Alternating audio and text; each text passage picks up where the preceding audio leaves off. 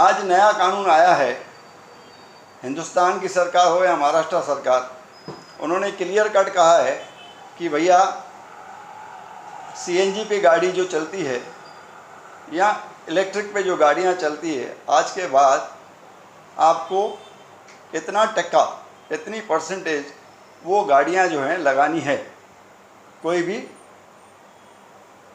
सरकारी महकमे में, काम में। तो ये जो गाड़ियाँ परचेस की गई हैं 9 कोटी की, महानगर पालिका की तरफ से टेंडर फ्लोट किया गया है, क्या वो सीएनजी पे चलने वाली हैं या इलेक्ट्रिक वाली हैं, या जो गाड़ियाँ कॉन्ट्रैक्टर खरीदेगा तो कॉन्ट्रैक्ट में, टेंडर में क्या ये कंडीशन डाली गई है, मुझे कोई दिखा दे। तो आपने तो गवर्नमेंट की बिल्कुल जितनी भी बातें हैं उनको दरकिनार कर दिया। ये कहना है कि हमारे पास जो ज़ीरो गार्बेज का फार्मूला था वो सबसे बेस्ट था, वो सबसे बेस्ट फार्मूले को निकाल के ये करप्ट घोटाला करने का हिसाब से ये टनेज का टेंडर निकाला गया है, टन बेस। मालूम नहीं इनको कैसे मालूम पड़ा कि इतना कचरा इतना निकलेगा, इतना कचरा इतना निकलेगा। मैंने पहले भी आपको कहा है कि भैया इसका टनेज का कैसे होगा, बोला वो गाड़ियों में मीटर लगेगा। धर्मेंद्र जी, आपको कुछ पता है इस बारे में, कोई नई टेक्नोलॉजी?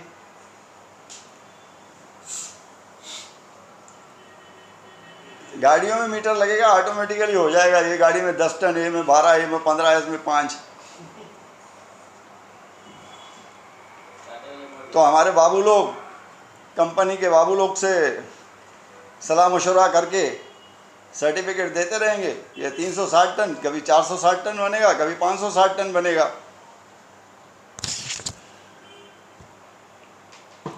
अभी हम पिछले 8 साल से 4.25 लाख रुपए प्रतिदिन के हिसाब से कचरा उठवा रहे थे, और उसमें भ्रष्टाचार की कोई गुंजाइश भी नहीं थी, क्योंकि ज़ीरो गार्बेज, कचरा देखना है आपको, उठाना है। और अब ये सिस्टम जो है बहुत ही अच्छे सिस्टम को ख़राब सिस्टम में कन्वर्ट कर दिया गया है। इसमें एक नया काम दिया है, मशीनरी में लिखा है जेसीबी लगेगा। भाई साहब, जेसीबी काय के लिए लगेगा? वो ग्रीन वेस्ट उठाने के लिए, ग्रीन वेस्ट उठाने के लिए और मट्टी उठाने के लिए जेसीबी लगेगा। अरे भाई, मट्टी या कुछ भी सिल्ट उठाने के लिए तो शुभम कंस्ट्रक्शन के पास ऑलरेडी टेंडर है, वो तो उठा ही रहे हैं। फिर आप इसमें ये नया मशीनरी क्यों डाल रहे हो?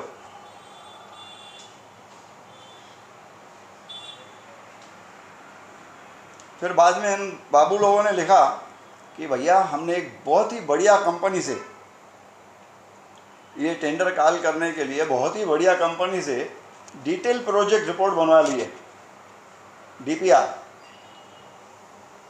अब जब आपने डीपीआर बना ली है तो मुझे ये बताओ कि कौन से कंपनी से बनाई, कब बनवाई, उसको कब वर्क ऑर्डर दिया गया, कितना पेमेंट किया गया, उसकी रिपोर्ट क्या आई।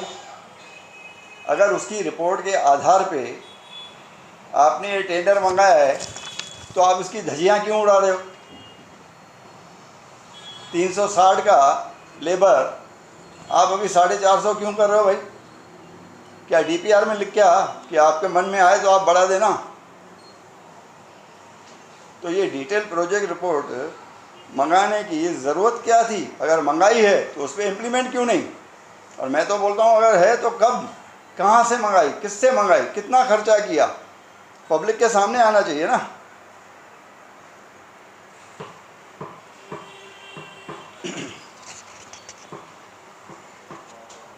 के बाद गाड़ियाँ ऐसे अनाप शनाप लिखी गई हैं जो डीपीआर में नहीं है।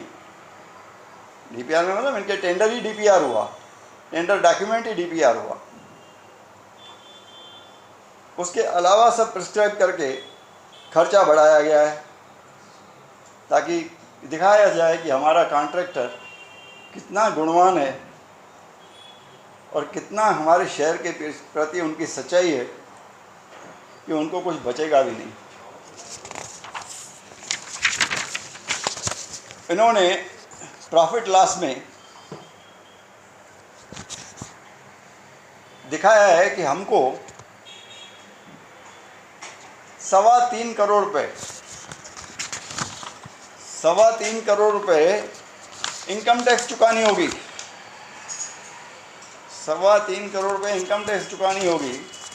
मैं आपको ये बता दूं कि कंपनी लॉ के हिसाब से अगर आप 1 रुपया कमाते हो तो आपको 25% टैक्स देनी है, मतलब 1 रुपये के पीछे 4 आना। तो 3.25 कोटि के हिसाब से आप मेरे को बताओ कि कितना हुआ इनकम आपका? 13 कोटि। 13 कोटि। आप क्यों डिमांड कर रहे हो? आप क्यों लिख रहे हो कि मेरे को 3 कोटि 25 लाख रुपया इनकम टैक्स भरना है?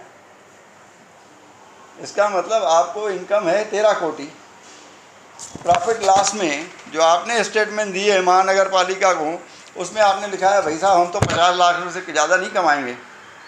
अब जब 50 लाख से ज़्यादा नहीं कमाओगे तो उस हिसाब से तो 12.5 लाख रुपए बनते हैं आपके इनकम टैक्स के।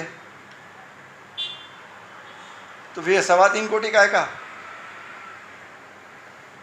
तो काफ़ी ये बातें हैं, मैंने डिटेल में माननीय आयुक्त साहब को भी दी है, आप सबको भी दे रहा हूँ, गवर्नमेंट को भी दी है, सचिव जो है हमारे हैं यूडी के सबको दी है, सब मंत्रियों को मैंने दी है, आपको भी दे रहा हूँ। आप भी अध्ययन करो, हमारे उल्लासनगर का जनता का पैसा बचाओ, ये मेरी विनती है।